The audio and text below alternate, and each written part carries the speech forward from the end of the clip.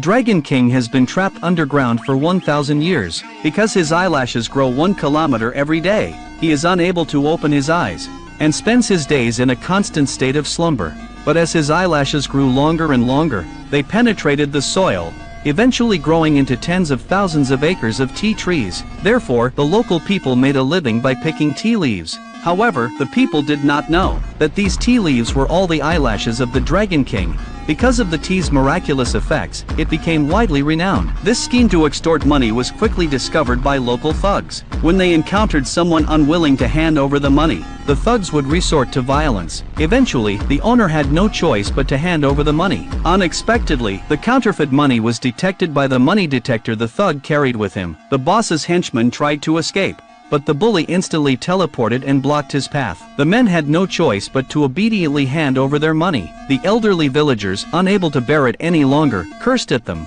As a result, they were immediately arrested. Soon, some young men, unable to endure being robbed of their money every day, picked up large machetes and prepared to fight to the death.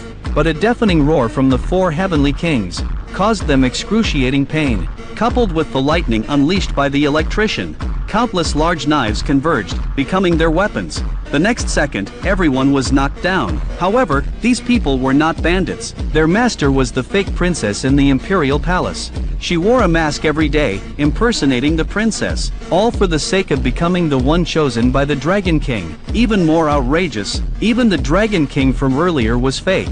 Just a model of the Dragon King controlled by the soldiers. The true Dragon King, due to his excessively long eyelashes, had long been imprisoned by the witch in the palace's underground, and the Dragon King's guardian, Jackie Chan, was also locked up in a Russian prison. Fortunately, the true princess was secretly living among the common people. In order to overthrow the witch's rule as soon as possible, she led the people in making thorough preparations. They used chili powder as a substitute for gunpowder and cannonballs, and without flying machines, they turned umbrellas into gliders. When the battle plan began, a group of people leaped from the mountaintop and soared through the air. Their destination was the palace where the witch resided.